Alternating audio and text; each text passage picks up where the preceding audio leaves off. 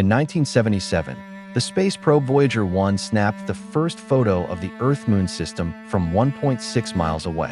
Back in 1979, it zooms by Io, one of Jupiter's moons. It finds out that its surface is active with volcanoes. Back in 1980, it zoomed by Saturn. In 2012, Voyager 1 took off from our solar system and ventured into interstellar space. So, over on Earth, a bunch of American soldiers is right in the thick of a mission in a risky war zone. Two enemies nearly catch them off guard, but they respond fast and take them out. With bombs exploding in the distance, the team presses on, taking out any enemy that comes too near. They head up some stairs to the balcony, and the snipers settle in to start taking out enemies from above. The rest of the team is searching the building to take out every man in their path. One by one, men drop without mercy until the building is cleared. Afterward, the team hits the street again and spots jets flying overhead while they keep taking out enemies. Unfortunately, when they turn the corner, they come across a whole squad waiting for them. The group jumps in to take over and joins the shootout. But no matter how many guys they take down, the squad is just too big for them to have any shot at winning. They decide to pull back, but as they start to move, a soldier gets shot, and Rhodey has to lift him up. They keep shooting as they run, finding cover wherever possible and taking down more and more guys. Rhodey wants to help his friend with the wound, but he needs to keep shooting to stay safe.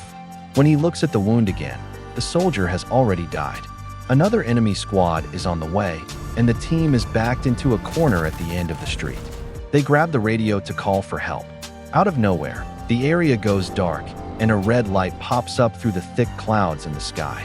Both teams are in shock as the light uncovers a strange machine that fires a beam, taking out the whole enemy squad in one go. So, the light goes white and charges up for a bit before releasing a huge burst of voltage. The lightning strikes the American soldiers and pulls them into the machine, where an alien holds them down to conduct some experiments.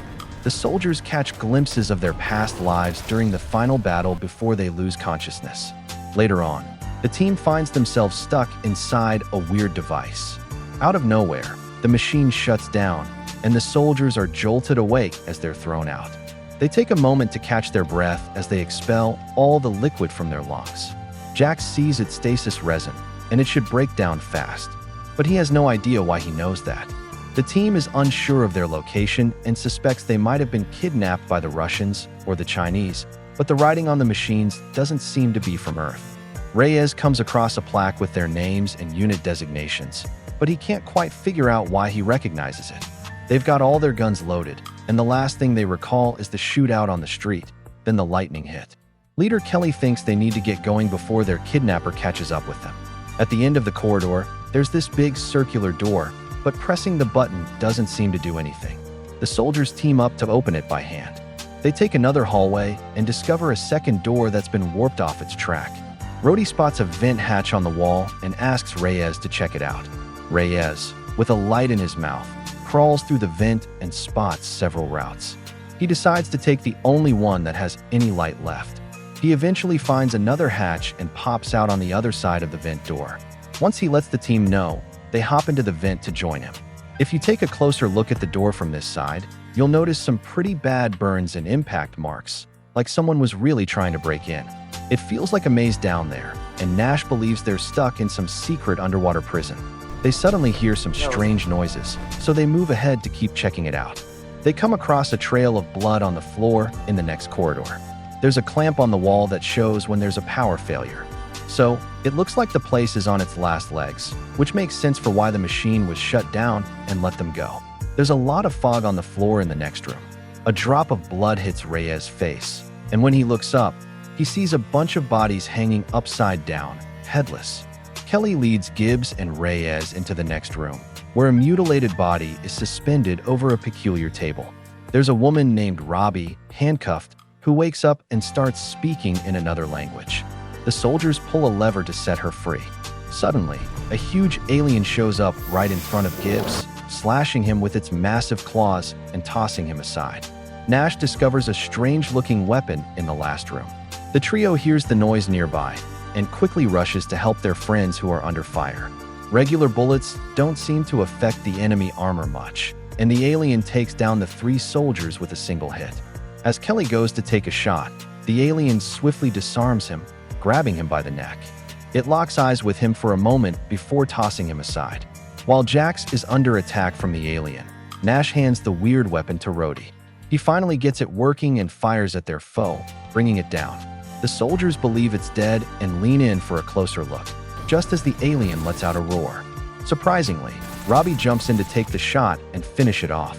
Then she says something that the others don't get before she leaves. The group heads after her once they find out Gibbs is dead. In the next corridor, Kelly surprises Robbie by using her language. Another alien shows up close by, and Kelly starts shooting, urging everyone to get out of there. The alien's got a laser gun and quickly fires to take Robbie out. Before long, its own team of monsters shows up behind it and starts firing too. The guys help Robbie and sprint as fast as they can. They're in a chase, both sides firing shots as they go. The soldiers find a spot to hide in the next corridor, and when Robbie spots an opening, she quickly pulls a lever to shut the door. Kelly wedges a knife between the door and the wall to block it and tells Jax to team up with Robbie to look for an escape. The aliens begin banging on the door, and the soldiers step back, realizing it won't last much longer. Jax and Robbie discover a hole packed with cables and squeeze through until they get to a vent. Reyes tells the others to stick with the duo while he hangs back to create a distraction. When the door finally swings open, Reyes takes a shot at the first alien, knocking it down and making the door slam shut again. But all the monsters break through and come for him, so Reyes runs to the hole as well. As he gets to the vent, an alien suddenly grabs his leg and yanks him back out. Another monster sneaks a look inside, and Rhodey quickly blows its head off. The team finally spots an exit and moves some metal beams to get into a room. Nash totally loses it after hearing Reyes is dead, shouting about meeting aliens. Kelly helps him relax and then asks Rhodey how he knows to use the laser gun, but Rhodey can't recall. Jax is trying to help with Robbie's wound, but she insists she's okay. Kelly translates her words, not really sure why he understands Russian. He asks her some questions, and she refers to the men as sleepers before confirming that the monsters are aliens. Robbie explains they're on a spaceship and shares that she's English, telling the team they need to find a safe place. Nash keeps freaking out, and Rhodey has to threaten him to get him to quiet down. Robbie jumps in and reminds them they need to keep moving. Meanwhile, the aliens are mutilating Reyes, using a device to sift through his memories and find out everything the team knows. After seeing those memories, the alien gets to the bent door and turns on a device on its gauntlet. Robbie shares in one of the corridors that the scarred alien is the leader, and it has a bunch of monsters assisting it. She mentions that there are motion sensors on the walls and that the alien's aim is to get a meal. As they step into the next room, they find themselves on a bridge over an abyss, surrounded by thousands of twinkling lights. Jax takes a closer look and realizes they're not light bulbs. They're actually capsules with bodies inside. Robbie calls them sleepers and says it's time to head out. They take a break in the next corridor so Kelly can fix Robbie's bandage. They talk about their lives before the war, and Kelly mentions that he's a divorced dad. Nash begins to think that the creatures might actually be demons rather than aliens, and that they could be experiencing the biblical rapture. A few minutes later, the team discovers a hangar packed with containers. Robbie says they have all the stuff that the aliens took from Earth.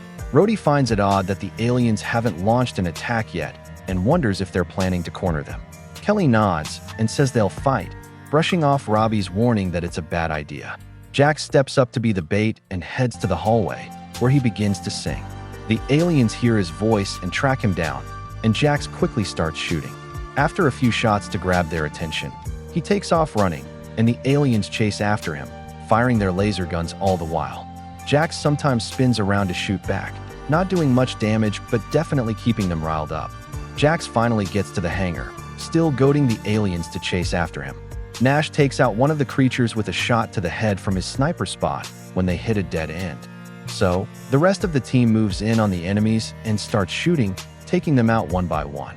Once they're finished, Robbie mentions that it felt too easy and worries it might be a trap. Just then, another alien squad walks into the hangar. The team starts shooting right away, but even Nash can't hit anything since the aliens have some really tough shields this time. Everyone takes off running, and Nash hops from container to container until he finds his team again. They dash to the door as quickly as they can, but sadly, Jax gets shot in the back and is killed instantly.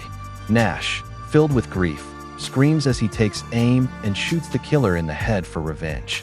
The 4 survivors dash out of the hangar and into a corridor, taking cover to keep shooting for a bit until Robbie spots the handle to close the door. Aliens are coming from the other side too, so the team makes a quick escape through a hatch in the wall. They slide down a tunnel and end up in a pool packed with skeletons and decaying flesh. The smell is so awful that it makes some of them throw up. When Nash starts to freak out, Kelly needs to calm him down. A voice from above interrupts the conversation. Robbie glances up and is taken aback to see her mom, Anya, who quickly tosses down a rope. Robbie climbs up, and the women share a warm hug as they reunite. The soldiers are using the rope, and Kelly spots Anya's uniform, showing she's a Russian soldier.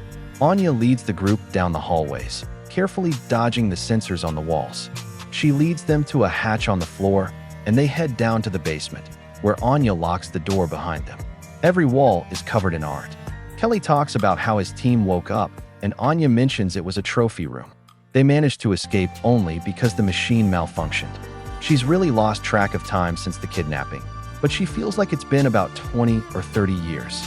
The soldiers come to understand that Robbie was born on the ship. Anya then shares that there was an invasion.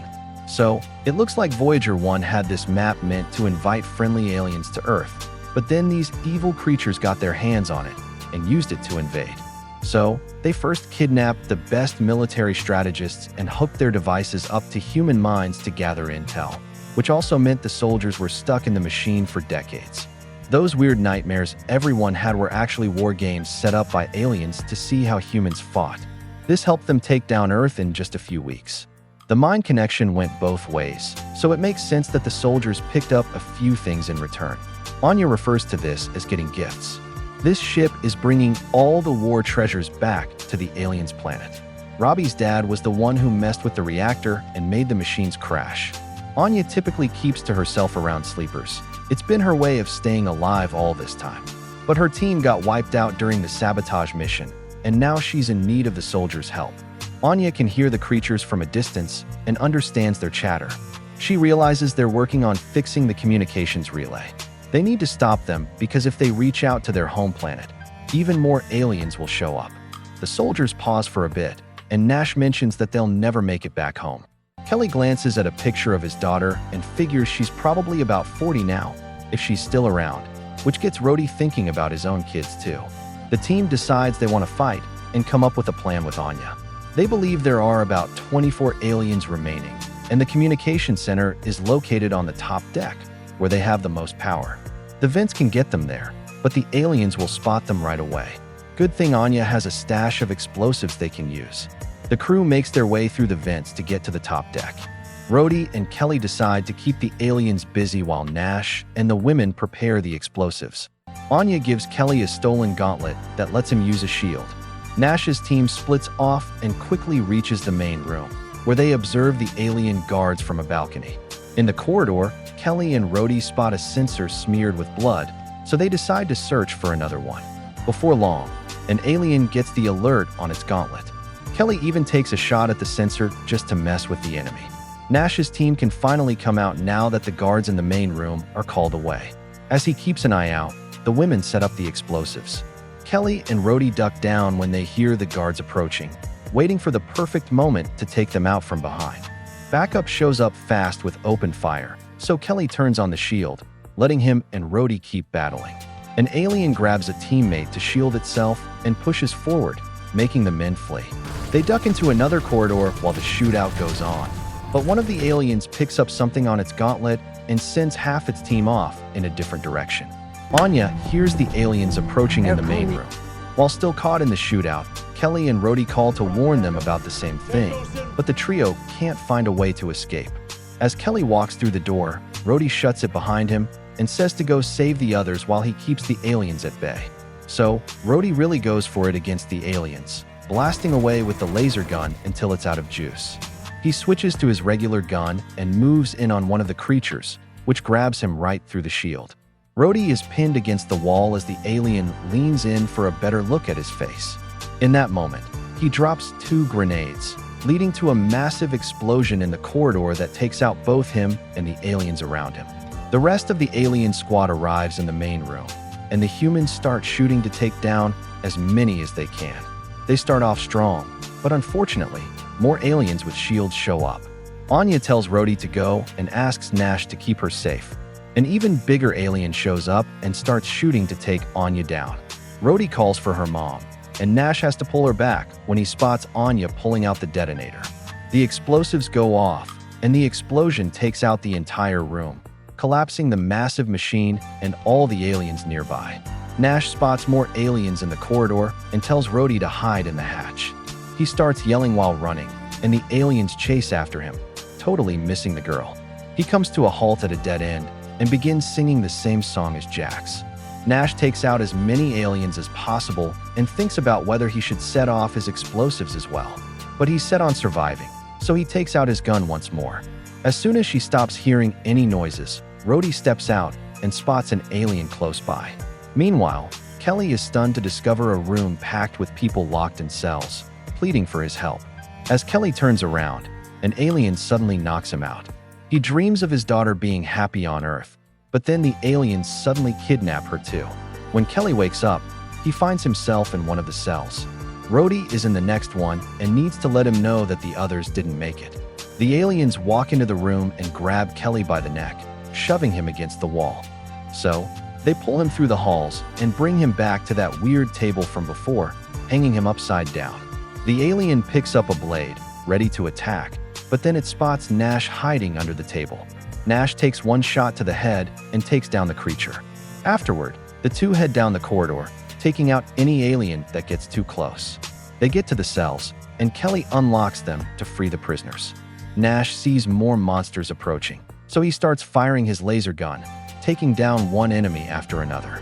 Once all the prisoners are out, the soldiers shut the door and take off with Rhodey. Before long, the aliens catch up to them, so the trio ducks behind a wall and starts firing back. Nash tosses his belt full of grenades as the humans are running low on bullets, and Kelly quickly shuts the door to shield them from the explosion.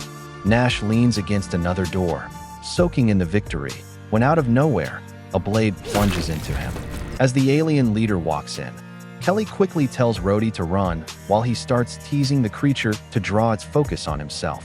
He grabs a blade and jumps into the fight, but the enemy keeps knocking him down with hit after hit. The alien tosses Kelly up against the roof and then hurls his weapon, forcing Kelly to dodge it.